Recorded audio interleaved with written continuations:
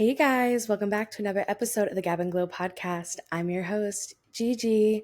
Today we have a new camera. Hopefully you can tell. I'm gonna work on the angles, but for right now, this will have to do.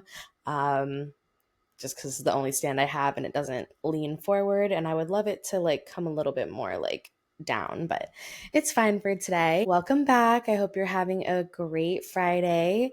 I'm so sorry that I did not post an episode last week.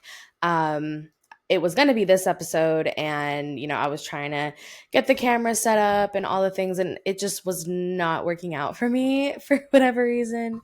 So I was just having a lot of technical difficulties, and I was also just extremely busy last week that it ended up being kind of impossible for me to record. So, and this is a important topic that I want to talk about today, and I want to give it my best attention. So, I didn't want to rush the episode or phone it in or anything like that. I really wanted to make sure that it was a good episode because it's a episode that's very important to me. So, yeah, I'm very excited about the episode today.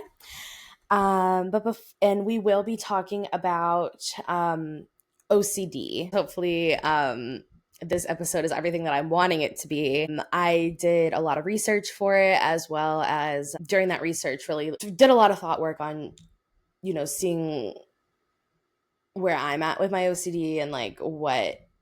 And I think as I did this research, I discovered some things about myself. So, yeah, it's a really good episode.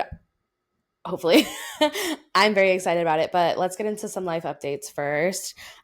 First off, I did watch Sinners. Oh my God, it was so good. Loved it. It was so not what I was expecting it to be. I loved the depth of it. It wasn't a necessarily scary movie. I would say it was more actiony, if anything, and then um a historical movie. It was very deep. There were so many layers to it, and just so much culture in it, and I just thought it was such a beautifully done movie. I think all the actors were phenomenal. It was so good. If you have not seen it, I do not want to spoil it because I think part of the magic is just really not knowing what it's going to be about, but I loved it so much, and I liked how much attention to detail that they just put into this movie. And I think just every little thing has a meaning, and if you're not paying attention, you completely miss it. And I've just been loving seeing all the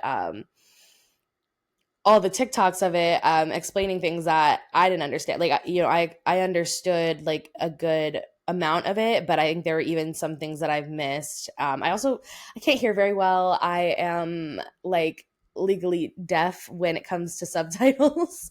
Or when it comes to having no subtitles. So there was some dialogue that I missed that I feel was important, and just certain cultural aspects that I just wasn't aware of that people were talking about on TikTok. So I just thought it was just so, even leaving the movie, I there was so much more meaning that I found afterwards. So yeah, it's so good. I recommend everyone to see it, especially in this day and age. So yeah, go see Sinners. Next life update. I went to my first gay club. um, it was really exciting. It was so much fun. I've never been. I will say, trigger warning for what I'm about to say. Shootings. Um, so I've never been to a gay club, mainly because I do have, I've said before, a huge fear of mass shootings. I'm so afraid of something happening someplace. And, I live in Orlando, and, we know that there was the Pulse shooting years ago, and that was also a gay club. And so ever since then, I've been scared to go to a gay club for that reason. And my friends always go, they're always like, come. And I'm like, I want to, but I'm like low key scared. And I know it sounds crazy and stupid, but I'm just scared. And they're always like, okay, okay. But the reason I didn't have too much time to think about it this time, because it was one of my friend Mariah's birthday. Shout out, happy, since this is way later that I'm recording this, happy belated birthday to Mariah. But we were going out that night, and they did not tell me where we were going until I got there, probably on purpose, which is fine because then I didn't have too much time to think about it. I was like, okay. They were like, they're trying to like hype me. They're like, okay, don't worry about it. It's totally fine. Like, you're going to be okay. And I'm just like, I'm just like not going to think about it that much. It'll be fine. We'll be fine. So yeah, we went. It was, I believe it was lesbian night the day we went. So they had really fun music, for the girlies. It was just a great time, a great vibe. I loved it. It was so much fun. Like, now I want to go back. It like actually broke my fear because I was there, I had fun, and nothing happened. So I think I can keep going. um Bless you. Oh. That was me. Anyway. Sorry. I haven't had my coffee yet today, so for some reason I thought someone else sneezed for a second. That would have been scary though, because I'm the only person in this room. Okay, but yeah, so shout out to Mariah and Tessa for breaking me of my fears and showing me a great time. So yeah, that was very fun and exciting, and I'm excited to go back. The next life update that I wanted to talk about, also that last topic that I just discussed, that is definitely an OCD thing. That's something we would call avoidance, as far as the compulsion, with the obsession being mass shootings. So that's one example of like how my OCD manifests. Another thing that OCD has kind of like tarnished for me is like, because I've had OCD probably, like, when I look back, I have had it probably since my teens for sure, if not my like childhood. And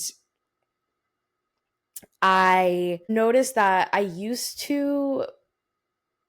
think it wasn't as bad like when I was younger. And so I used to really be able to watch, like, I loved crime shows. I loved Criminal Minds. It was so like exciting for me to watch. Like, I was addicted. I would watch it all the time. And then one day I just found myself like so anxious about like getting murdered, getting kidnapped, like anything like bad happening to me, that I had a really hard time ever since that point. And I think it was like college and on. So I don't know if it was like kind of triggered by the fact that I was like not around like family anymore, and I'm technically like on my own, and maybe I just had like a higher like risk for it. But I really had to take a break from like anything true crime, Criminal Minds, like anything like that, because or like even anything like really stressful or like bad things happening to people, like I really had to like pump the brakes on any of those kinds of like shows and movies, because it was just really affecting me mentally. And I think, and it was just like really like triggering my OCD. um so I've been avoiding those for a really long time, and I think I've finally gotten to the point where I can enjoy those things and not be as scared. And maybe we can attribute that to just like feeling safe in an environment and with a person. Like, I have Russell here, and I feel very safe around him, so I feel like I can watch these types of things. But yeah, so I've been really on my crime show grind lately, actually. And it's been fun. So You just came out. I still haven't watched it. I watched the first season and the second season with my roommate, and then I stopped watching it like after that. But I do want to get back into it because I do want to watch like the rest of it. I think I'm gonna rewatch and then watch the seasons that I haven't watched yet. And another show that I loved so good. I'm waiting for the second season to come out. I cannot wait. High Potential. That's what really like got me like hooked back on my scary or not scary show, but like my crime type shows. Love that show. Oh my god, I cannot wait for season 2. If you haven't watched it and you like those types of shows, it's so good. But it really made me like crave that like that, oh, like let's try to figure out who did it type thing. And um I loved it. It was so good. And then because I watched that and I'm waiting for the second season to come out, I was like craving that, and I was like, well, let me rewatch Criminal Minds. I used to love it. I was obsessed. So let's rewatch it. And I have been. Russell's watching it with me for the first time. I'm rewatching it. He's watching it for the first time. And he likes it too. So yeah, we're on our Criminal Minds grind. And I know that they came out with like a reboot. So I'm like gonna try to watch that also after this. Oh my god. I really need my coffee. I'm so tired. Those last two things really do play a role in just the OCD of it all for me. And I've really been noticing a lot lately how much OCD has affected my life, especially with the more research that I do. And it's very helpful. I think like having knowledge and understanding yourself and just like what's going on and like why you think certain things or why you do certain things is extremely helpful to me to like live my life going forward, like combating it. Also, the two things that I described about going like to the gay club and then watching crime shows. I feel like doing both those things were like are like almost like a form of like exposure therapy. We'll talk about this as we get later in, but exposure and response prevention therapy is like really the main thing you can do to treat OCD. And like I said, like I think I'm in my era of like exposure. I don't know, like, and I think, you know, I think the response prevention part I'm hit or miss at, but I think like at least I'm willing to do that exposure part right now. So I think, I'm getting there. I'm definitely getting there. I'm having a lot of help and I'm getting there. So yeah, I just felt like it's a good time to start talking about OCD a little bit more in depth. I've been wanting to do an episode like this for a while, just like with like more facts-based research and not just so much like me talking about like what I'm dealing with. I will also, give examples of like what I've been dealing with as I go through like my notes, but I wanted to just have the research so that this episode can be something for people who maybe have been struggling with mental illness, but maybe cannot really figure out exactly what they're dealing with. I think OCD is kind of hard to diagnose, and a lot of people get misdiagnosed. So I think that helping people just understand exactly what OCD is and like the different components of it and different examples of how it can manifest, I think one can help a lot of people who maybe are misdiagnosed, maybe think, like maybe I should look into this. I'm not a doctor. Obviously, do not take my advice. Like, don't take this as me diagnosing you, but take it as like information, maybe to take to your doctor or therapist and say, like, hey, I know that these certain things are symptoms of OCD. I know, like, I've been struggling with them. Maybe let's talk about potentially like that being the cause. So yeah, I think it's just like I said, I think information is just so powerful in just like taking the next step in like bettering your mental health and just like quality of life. I think OCD, when it's really bad, it can just make life so hard. I've struggled with it for a while. I feel like I'm getting better for sure. And I think anything I can do to help other people means a lot. So, yeah, I really wanted to do this episode. I'm very excited to get into it. And I just want everyone out there to know that, if you are experiencing anything like what I'm going to talk about, you're not alone. And we're in this together and we will get through it. Okay. So, without a further ado, let's get started.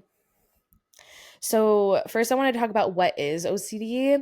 OCD is characterized as a pattern of unwanted thoughts and fears, otherwise known as obsessions, leading to repetitive behaviors, otherwise known as compulsions.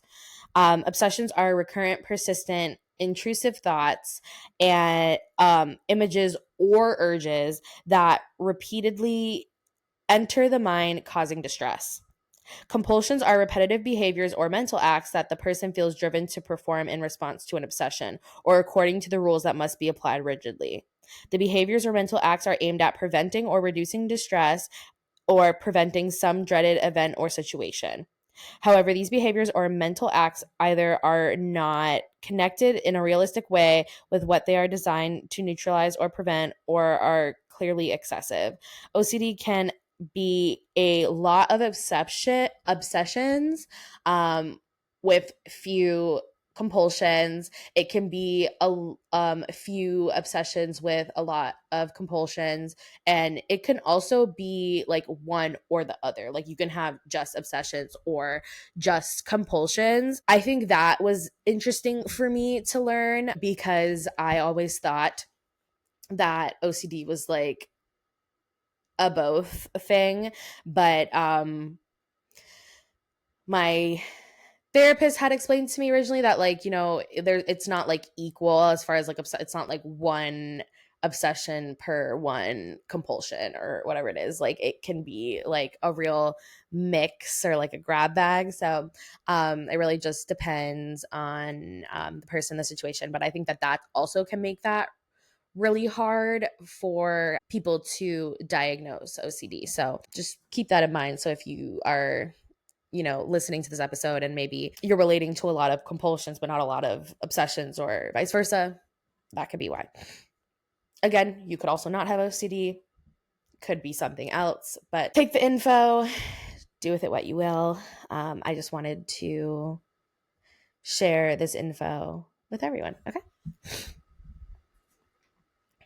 OCD can significantly disrupt daily routines, work, and relationships. And people with OCD may experience intense anxiety, shame, and frustration due to their symptoms. Like I said, a lot of these like thoughts are unwanted, they are intrusive, and like a lot of them can be like very much against your morals and beliefs, and like they can make you feel like a horrible person if you really like listen to them. So that's like I think one of the hardest things for me with OCD is because I am so concerned with like being a good person and just like contributing good things to this world and not hate or anything else. Sometimes like the OCD thoughts that I get can be really distressing because like the things that come up sometimes like are just not aligned with what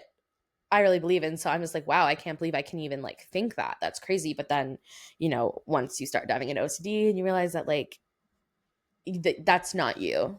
So many people think that OCD is just about being neat or organized, when in fact, OCD involves intrusive thoughts and compulsive behaviors that can be often unrelated to cleanliness and orderliness. Another misconception that I hear a lot is everyone has a little OCD, or people be like, "Oh, I'm so OCD." And while many people do have routines or preferences and even like perfectionistic tendencies. OCD is a diagnosable mental health condition that causes significant distress and can be extremely debilitating. It's not just liking things a certain way. So like I was saying before, like the thoughts can be gnarly, and um it can have absolutely nothing to do with cleaning. OCD is diagnosed through clinical assessment based on specific criteria outlined in the Diagnostic and Statistical Manual of Mental Disorders, also known as the DSM-5.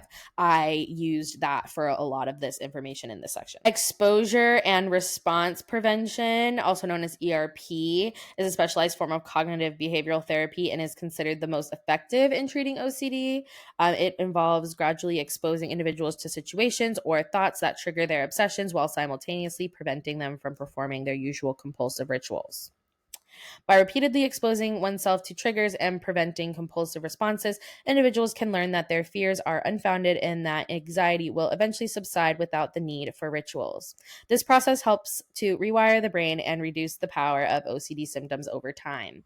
Selective serotonin reuptake inhibitors, otherwise known as SSRIs, are commonly prescribed to help manage symptoms of depression and anxiety caused by OCD. Me personally, I am on Lexapro for anxiety. That has helped me a lot, just like get my head above water and really just kind of deal with the compulsion side of it, because for me, it's like the compulsions are a lot of the times for me to ease the anxiety, as opposed to like doing something because something bad will happen if I don't. So for me, it's just a lot of okay, like this eases my worry about whatever this is. So with the SSRIs, for me, it kind of helps like keep that compulsion part at bay, so that I can just better combat the intrusive thoughts that come in. I think also like keeping, and this is something my therapist told me. She said that stress can really exacerbate your OCD. That's basically like what triggers your OCD to get like worse, or like if you're in times of like calm, then your OCD won't be as bad. But like if you're like really stressed, like it's gonna be like really bad. Is basically the gist. And so I think it also helps me just keep like manage my stress levels a little bit more, so that it is just not as out of whack. So that has been really helpful for me. So next, I wanted to go into some of the behavioral symptoms, the things that other people would be able to see and maybe see like in you. These are going to be like the compulsions. So one example is washing and cleaning. So that can be excessive hand washing, even to the point of skin damage. I personally do that. I wash my hands so much, it's not even funny. My knuckles, like as we speak, they're all like crusty. They're like white from just the dryness, and then like they're literally cracking. Like I can see like cracks, like because I wash my hands so much. I've implemented now that I keep lotion by by the I keep lotion by the soap, so that like after I wash my hands, I just put a lotion on right away, so it's helping. But it's so bad, so bad. It can also be showering or grooming rituals. So that could be repeating steps, using specific products in a certain order, things like that. And that's not to say that if you follow a certain skin routine that has certain steps in a certain order that you have OCD. That is probably just the best way that to layer your products for best results. This is like, you have to do it because of something, like something's causing you to do that, other than just the fact that that might be the right way to layer those products based on the instructions of the products. You know what I mean? Cleaning objects repeatedly, even if they aren't dirty, and avoiding touching certain objects unless they've been cleaned. So those are just a couple of the examples of things people might do if they have like the washing and cleaning compulsions. checking as well. That could be repeatedly checking that doors are locked or appliances are off. I have to, like, leaving the house, I have to, like, mind you, sometimes I haven't even cooked in 3 days. So why would the oven be on? And I'm just now realizing it. But like if I'm leaving the house, like I have to like look at the oven, be like, the oven is off, the stove is off, like anything that I use that can like burn down my house, I have to like physically say out loud it's off, or throughout the whole day I'm going to be so anxious that I'm burning my house down. So I very much relate to that one. Rechecking, I also do check if doors are locked like all day. Rechecking written work or messages to make sure nothing bad was said. This one is, oh my god, like I will read the same email so many times, like it'll take me an hour to send one email because I like have to reword everything, like change a little word. Oh, does this make it seem like I'm rude, or does this make it seem like I'm being um snarky? Oh no, I don't want that to come off that way. Like I want to make sure that everything, like nothing can be like misconstrued. So I'm really bad with that. And then physically checking one's body or environment for signs of contamination, illness, or damage. I do this a lot as well, with like skin stuff. Like I'm always afraid I'm gonna get skin cancer, so like whenever I see a new freckle, I'm always like panicking. um So yeah, I do a lot of the checking stuff. That's probably one of my main things. There's also repeating. So that's tapping, touching, or moving in specific patterns or numbers. So that can be touching a doorknob 4 times, things of that nature. You know how like Sheldon from Big Bang Theory, he has to like knock penny, penny, penny. That's OCD for sure. Repeating movements like sitting down and standing up. Me personally, when I'm anxious, I like to rub my feet together. And so I don't know if that's more like the touching or the repeating movements, but I feel like that falls into this category. And then walking through a doorway or taking steps in a certain way or order. I do find myself like when I'm anxious, I always like try to walk on like lines.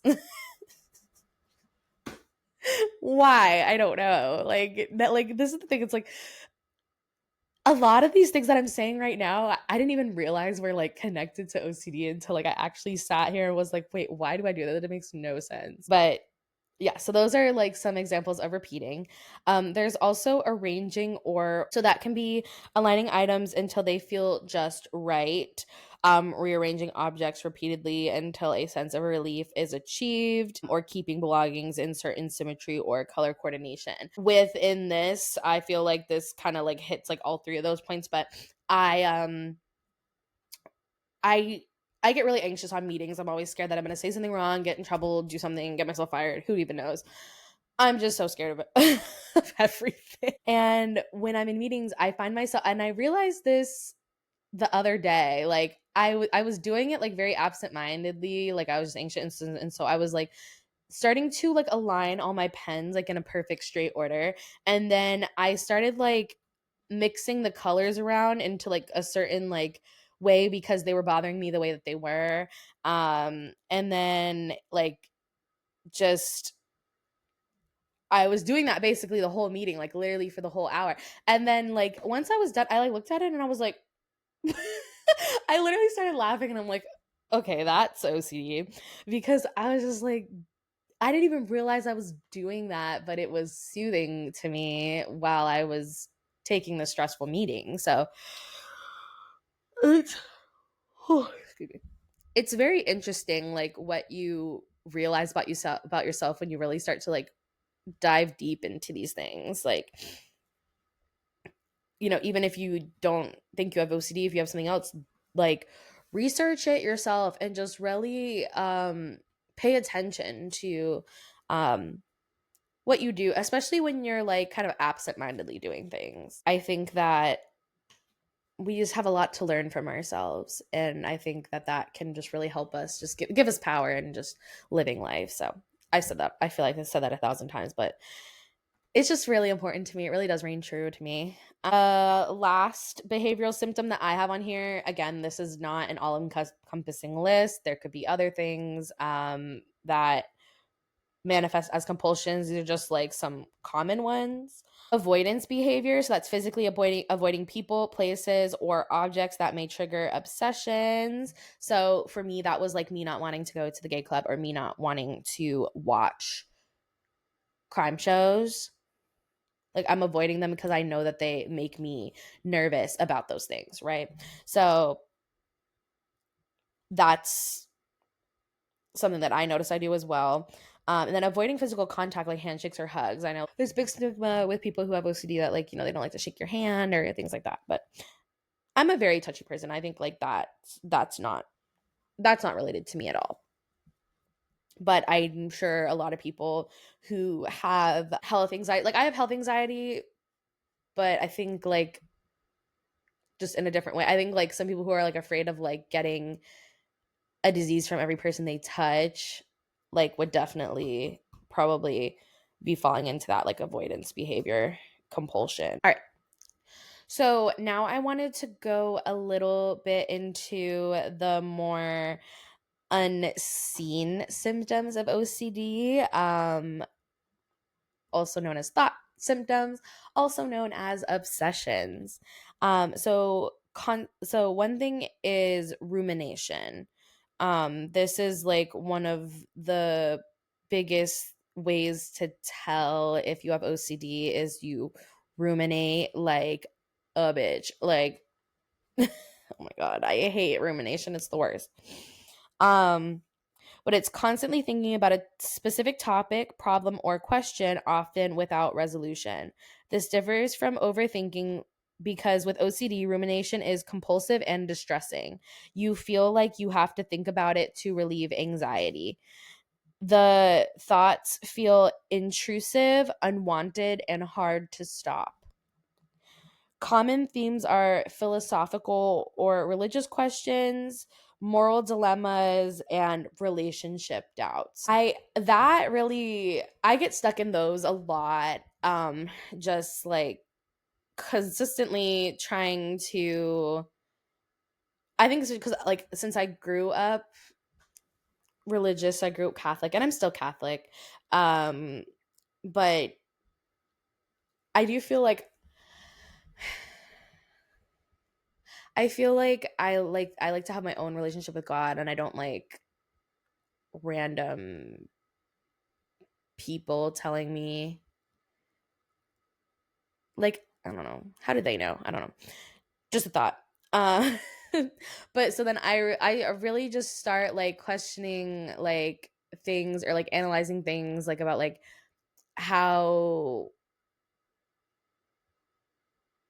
how can we how can we prove like I don't know, it's so hard to even like talk about, but it's like, you know, basically what's really out there.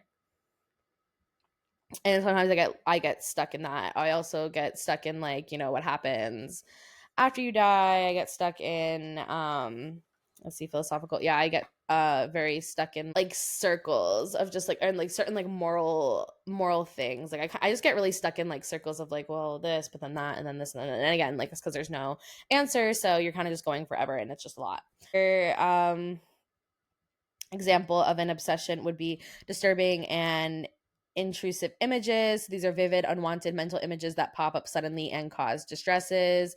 Examples are harm OCD, so seeing a mental image of stabbing a loved one. I get that a lot. I hate it. Was so stressful for me like before I figured out that I had OCD and what that was because I was thinking like every time I cooked, because my pets like to be in the kitchen when I cook, and it really stresses me out because like I always get these images of accidentally dropping like my knife into them. Obviously, that's like a horrible, and they're so vivid, like it's like it happened, and you're just like, ugh. It's really horrible. So, um, that sucks. Sexual OCD, so disturbing images related to inappropriate or taboo sexual scenarios.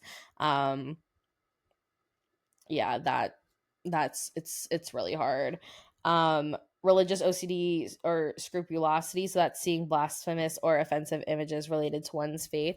I don't have this one so much, but the other two I do struggle with for sure. These images are not desires, though. I think like this is the one thing that's like so important. Is that these images are not desires, they are actually the opposite of what the person wants. OCD makes people doubt their own morality, um, even when they are like the last person who would act on such a thing. So just remember, if you do have OCD and you do have these thoughts, just know that like you are not your thoughts. I kind of had to like get into the like once I knew what it was, I had to be just like, okay, that's not actually what I think. So OCD. Another obsession would be the just right OCD, and that's perfectionism and symmetry needs. So that's the need for things to feel just right or balanced to reduce discomfort. Examples are rewriting or rereading because something doesn't feel right. I think this goes a lot hand in hand with my checking compulsion. Adjusting objects until they feel perfectly symmetrical. I think that like I was saying about the pens, I think that's very relevant to that. Repeating words, actions, or phrases until they land just right. Excessive shopping for solutions or supplies. I do that a lot. I do that so much. I always think that like if I buy something, it'll like fix whatever like issue I'm having or what I'm anxious about or whatever. So I find myself shopping, like excessively shopping, and I think it's really gotten me into like financial issues. So I've been really trying to keep a check on that. My therapist was telling me that there was this one patient she had that literally would go broke because with their OCD, every time they would get a new hobby or like they'd like get like fixated on something that they were like interested in, and they would buy like everything that you need for it, like top of the line whatever, and then stop doing it in like a couple weeks or whatever, and they were just getting themselves into like really bad like financial situation. So keep an eye on that. Unlike regular perfectionism, this isn't about high standards. It's about relieving anxiety caused by an internal sense of wrongness. So, that's kind of just like, if you're a perfectionist, just there is a difference. So just keep that in mind. There's also existential OCD. So what that is obsessing over deep philosophical or existential questions in an anxious compulsive way. I feel like this kind of goes hand in hand with like the rumination of it, but some examples of that is like, what if I'm not real? What if life has no meaning? What if I'm trapped in a simulation? Things like that. I hate like, okay, I had never watched The Matrix, and then someone maybe watched The Matrix, and I've been scarred ever since. So now that's something I do worry about, but I hope not. That's so scary. But yeah, I do get stuck in like, what's the meaning of life? Like, how do you know?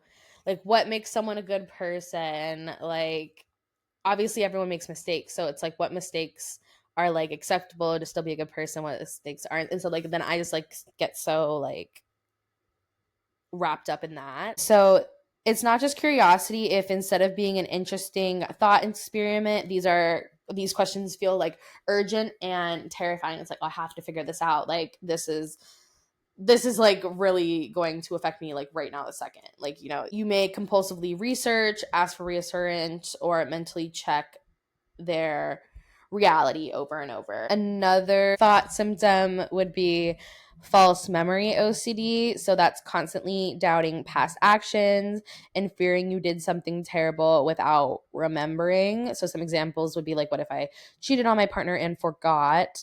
What if I hit someone with my car and didn't notice? This one I get a lot. Like I always like, my brain's always telling me that I hit someone with my car that's on a bike. I've seen a lot. I've seen like 2 people get hit by cars on bikes, so that must be why. But I'm like, my brain is always trying to tell me that I've hit someone with a car and I don't remember or I didn't realize. What if I said something offensive and blocked it out? I think that like also like I'm always so scared of like saying something offensive, and I think that like I feel that way after I do the podcast. Like in my head I'm always like going over like, and I since it's hard to remember obviously like what you're talking about for an hour, and so this can kind of get like sticky for me right after I record, because then I can just like sit there for a little bit and just like question everything. But it's good that I'm the editor, because then I just watch it back. I really only edit my likes and my ums, really, but I watch it back and then I remember that I didn't say anything offensive. Or if I did, like, I mean, I'm sure like one day I will say something offensive to someone, because, you know, obviously you can't please everybody, but I think like I really try to be a good person and just like not, I never want to intentionally hurt someone. So, I think that I just worry about that a lot. So how this can manifest is it can be mentally reviewing of events over and over, seeking reassurance from others, avoiding situations that could trigger uncertainty about past events. Sensory focused OCD or sensory motor OCD is hyper awareness of bodily functions or sensations. So that could be constantly noticing your own breathing or blinking and unable to stop thinking about it. This could be obsessing over swallowing and worrying you'll choke if you stop paying attention. I get weird about like coughing. Like I find myself like coughing a lot because I'm always like feeling like I'm choking for some reason. Fixating on specific sounds like your own heartbeat. It feels impossible to unnotice the sensation, and that can lead to extreme frustration.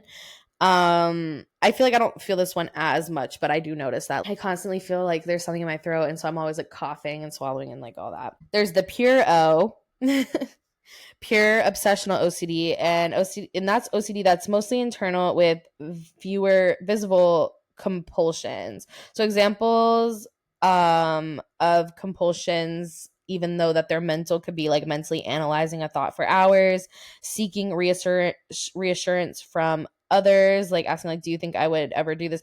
I do this like I have like one specific friend that I'm always like, okay, like I thought this, and like I feel like it's not me, and like am I a bad person if this like thought came over me and whatever, and then like they always have to be like, no, like you're fine, whatever. um so I do that for sure. Avoiding certain situations, places, or people to prevent triggering thoughts. That last one that I was talking about, like what they're saying is like, you know, that's very similar to like what we were talking about in the like throughout this, but like with this one specifically, it's like it doesn't really have many visible compulsions attached to it. They're like pretty much mostly mental. Okay. So again, this is not an all-encompassing list of obsessions or like the thought symptoms. So just, you know, if anything resonated with you, or if you're still not sure, you know, make sure to do your own research, and you know, really dive into what you feel you're experiencing. So how do you know if what you're experiencing is OCD? A few things to look for is the thoughts feel intrusive and unwanted. You don't choose to have them. They cause significant distress and anxiety, and there's a compulsion, mental or physical, to try to fix the thought. If this sounds like you, just know that you're not alone. Obviously, I'm talking a lot from experience here, so I'm definitely in the same boat. OCD can be like incredibly isolating, especially because like I think a lot of like the thoughts can make you feel like shame or like embarrassment, and it can be hard to open up to people about that stuff, because a lot of the thoughts are not like kosher, nice thoughts. And so it can feel incredibly isolating because it can feel like you have no one to talk to. But help is out there. Therapy, as well as my own research, has helped me a lot in recognizing like my obsessions and my compulsions. Like even doing the research for this episode, I realized so much about myself that I didn't realize before. And it's been really helpful in taking and like recognizing some of my obsessions and compulsions, and like taking some of their power away. For me also, Lexapro has been a big help in relieving like the anxieties that the obsessions can cause, like I was saying earlier. So now I'm only an occasional crash out diva. You know, when things were at their worst, I was literally like having a mental breakdown every day, every week. Literally like almost every day. So like I've personally found a lot of relief in the steps that I've taken so far.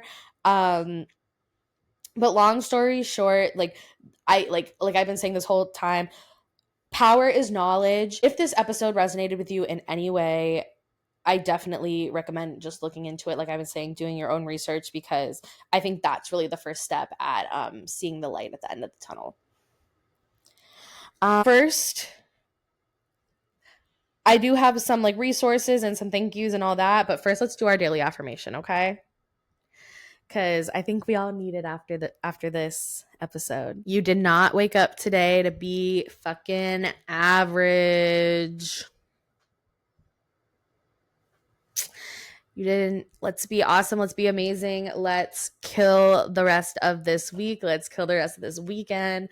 Let's get it. Let's just enjoy life. Let's just live life to the fullest, and don't let the man get you down, baby. Okay. So like I was saying, I did want to give some resources and stuff. So if you did find this episode helpful, please share it with someone who you think might need it. And if you want more resources, be sure to check out the International OCD Foundation at iocdf.org, or the National Institute of Mental Health, nimh.nih.gov. I'd love to hear your thoughts on this topic. So please comment, DM, email me. If you have any experiences you want to share, I would love to hear from you guys if you are open to sharing your experiences with OCD, or if this episode helped you at all or made you realize something. I'd love to hear your thoughts. If you're liking the pod, please leave me a rating on Spotify and like on YouTube. And don't forget to listen to new episodes dropping every Friday on Spotify and YouTube.